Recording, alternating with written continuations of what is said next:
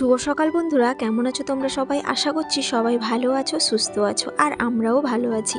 আমার আরও একটা নতুন ব্লগে তোমাদের অনেক অনেক স্বাগত জানাচ্ছি।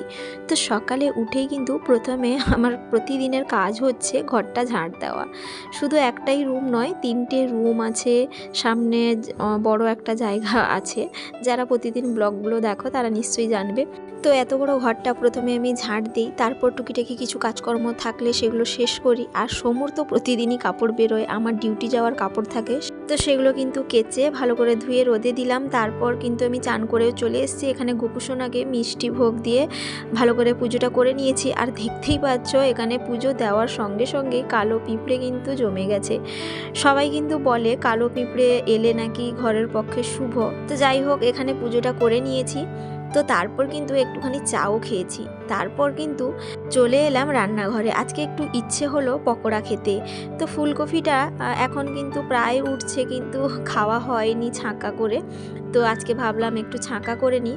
কেন জানো তো, আজকে আমার সকালে ডিউটি আছে ঠিকই, কিন্তু আজকে সকালে রান্নাবান্না করব না। তার কারণ হচ্ছে আজকে একটু বাবার বাড়িতে যাব ডিউটি থেকে। তো তার জন্য ওখানেই খাওয়া দাওয়া করব। আর সমু আর তোমাদের দাদা ভাই কিন্তু দুপুরে চলে যাবে। সমু স্কুলে যাবে যদিও, তোমাদের দাদা ভাই আজকে অফিস যাবে না। তো সেই কারণে সমুকে নিয়ে তোমাদের দাদা ভাই যেহেতু স্কুলে যাবে, আর স্কুলটা যেহেতু আমার বাবার বাড়ির পাশাপাশি, তো তার কারণেই বলেছি সমুকে নিয়ে স্কুল থেকে হয়ে বাবার বাড়িতে চলে যাবে, আর আমি ডিউটি করে তারপর বাবার বাড়িতে যাব। তো তার জন্যই কিন্তু আজকে ভাত রান্না করব না, ওখানে গেলেই খাবো। আর সেই জন্য ইচ্ছে হলো একটু ঠান্ডার মধ্যে গরম গরম পকোড়া দিয়ে মুড়ি খাওয়ার জন্য। সকাল টাইমটা একটু বাড়িতে আছি যেহেতু, রান্না বান্নার ঝামেলা নেই, সেই জন্য পকোড়া করে মুড়ি খেয়ে তারপরে ডিউটিতে যাব। তো কয়েকদিন ধরে না সমু বলছে যে তুমি মামার বাড়িতে যাও না, অনেকে কিন্তু 4-5 দিন করে থাকে, তুমি থাকো না কেন, আমি মামার বাড়ি যাব। তো তোমাদের দাদাভাই যেহেতু অফিস যাবে না, তো সেই কারণে ভাবলাম আমিও ডিউটি থেকে ওখানে চলে যাব, তোমাদের দাদাভাই সমুকে নিয়ে যাবে। তো প্রথমে কিন্তু পকোড়াটা করে আমি সমু আর তার বাবাকে দিয়ে গেলাম। তোমাদের দাদাভাই বলছে আমাকে দাও, খিদে পেয়েছে, তো তার জন্য দিয়ে এলাম। আর এখানে কিছুটা বেসন বেশি হয়েছিল, আর একটু বাঁধাকপি কেটে রেখেছিলাম, বাঁধাকপিটা ভালো করে ছেঁকে নিলাম। আর এরকম কিন্তু বেসন বেশি হলে আমি বাঁধাকপিটা পকোড়া করে থাকি, দিলে বেসনটাও নষ্ট হলো না আর খাওয়াও হলো। তো যাই হোক, এখানে গরম গরম পকোড়া দিয়ে মুড়িটা খাওয়া কিন্তু বেশ ভালোই হচ্ছে। আর বাবার বাড়িতে গিয়ে না থাকার কারণ হচ্ছে সমু আমাদেরকে ছাড়া থাকতে চায় না, তো তার কারণে কিন্তু আমরা বেশি যাই না। আর আমি তো কাজে চলে যাই, তোমাদের দাদাভাইও কাজে চলে যায়, তো তার জন্যই কিন্তু ও থাকতে চায় না।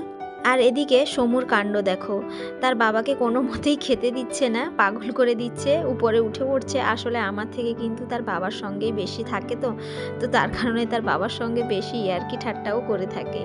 তো যাই হোক, তারপরে কিন্তু আমি ডিউটিতে চলে গেছিলাম। ডিউটি থেকে এক্ষুনি এলাম বাবার ঘরে। তো এসে কিন্তু প্রথমে ফুলের গাছগুলো দেখলাম, জানো তো প্রচুর পরিমাণে গাঁদা ফুল হয়েছে, সাদা ফুল হয়েছে, বেশ ভালোই লাগছে জানো তো।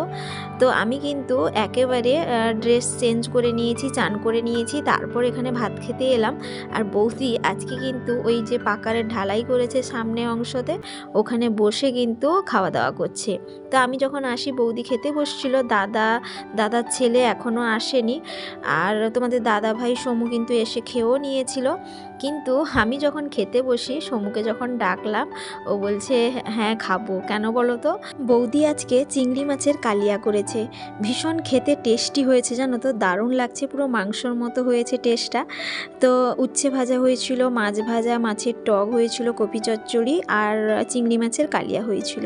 তো সমু যে খেয়েছিল না, ও কিন্তু মুখ ধুয়েনি, তারপর সোয়েটারও পরেনি, চলে এসেছিলো তার দাদার সঙ্গে এখানে খেলবে বলে। তার দাদা এখানে ব্যাডমিন্টন খেলছে, তো তার কারণে ও পেছনে পেছনে চলে এসছে।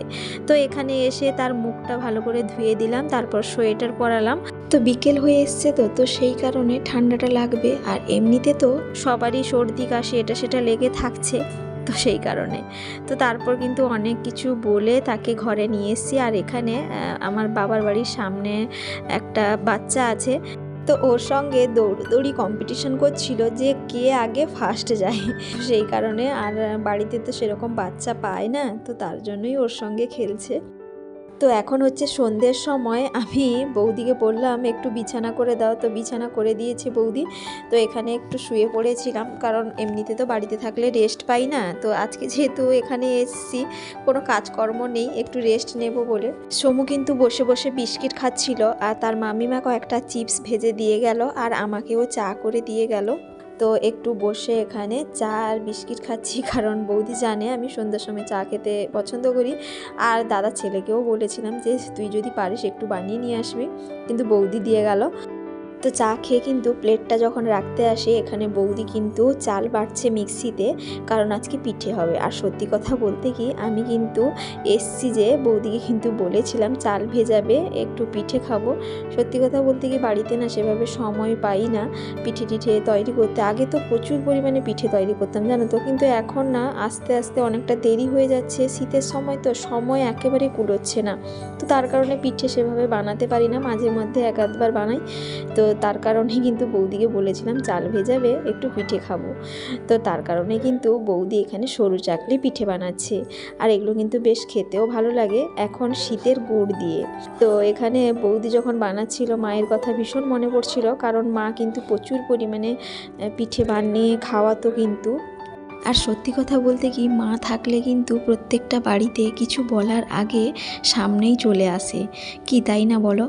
তো যাই হোক, মা যখন থাকতো না প্রচুর পরিমাণে পিঠে করে খাওয়াতো। দাদারা তো সেরকম পিঠে খেতে চাইতো না, কিন্তু আমার না পিঠেটা খেতে ভীষণ ভালো লাগে, তো তার জন্য মাঝে মধ্যে বানিয়েও থাকি। আর মা যখন করতো না তখন কিন্তু আমিও বসে যেতাম করার জন্য। তো তার কারণেই কিন্তু আমি মোটামুটি এটা সেটা রান্না বলো বা পিঠে বলো সব কিছুই মোটামুটি পারি। হয়তো মায়ের মতো এতটা পারি না, কিন্তু মোটামুটিই পারি।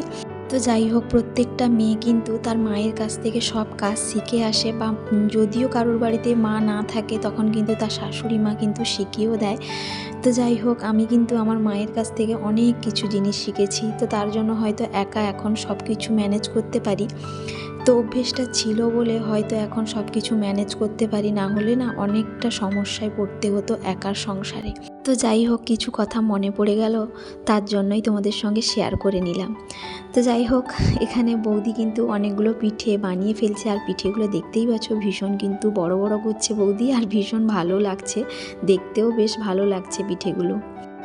আর এরই মধ্যে তোমাদের দাদা ভাই বাড়ি গিয়েছিল, তো বাড়ি থেকে চলে এসছে। আর এদিকে কয়েকটা পিঠে হয়ে যাওয়ার পর তোমাদের দাদা ভাইয়ের জন্য থালাই করে নিয়ে নিয়েছিল বৌদি দেওয়ার জন্য, কিন্তু এদিকে সমুর কাণ্ড দেখো, ওইটা নিয়ে খাচ্ছিল। তারপর বৌদি বলল ঠিক আছে, আমি একটা প্লেটে তোমার জন্য দিচ্ছি। আবারও বৌদি আরও একটা পিঠে দিল, আর এখানে গুড় আর মিষ্টি দিয়েছে। আর এই নলেন গুড়ের মিষ্টিটা আমরা নিয়ে এসেছিলাম, কারণ ভীষণ খেতে পছন্দ আমাদের, তো তার কারণে। আর তারপর তোমাদের দাদাভাই দোতলায় একটু কাজ করছিল কোচিনের, তো এখানেই দিলাম। ও বলল কি খাবে না, এখন দেরি করে খাবে। তো তারপর কিন্তু সমুকে এখানে পড়তে বসিয়েছিলাম, কারণ স্কুলে না প্রত্যেক দিনই পড়া দেয়। এখন তো বাচ্চারা অ আ ABCD, একে চন্দ্র দুয়ে পক্ষ এইগুলোই শিখছে, তো তার কারণেই কিন্তু এইগুলো পড়া দিয়েছে। আর বাবুরাম এদিকে কাণ্ড দেখো, আমি পড়বো না। তো যাই হোক, তারপরে কিন্তু আমি নিচে চলে এসেছিলাম, আর দেখতেই পাচ্ছ বৌদি কিন্তু অনেকগুলো পিঠে তুলেও ফেলেছে, বেশ ভালো লাগছে জানো তো, বেশ বড় বড়, খুব সুন্দর হয়েছিল, মিষ্টিও হয়েছিল পিঠেগুলো। তো তারপর একদিকে খেতেও বসে গেছি, আর সঙ্গে কিন্তু আলু ফুলকপি ভাজাও করেছিল বৌদি। তো যাই হোক বন্ধুরা, আজকের মতো ব্লগটা এখানেই শেষ করছি। কেমন লাগলো জানাতে কিন্তু ভুলো না। সবাই ভালো থাকবে, সুস্থ থাকবে, আবারও দেখা হবে।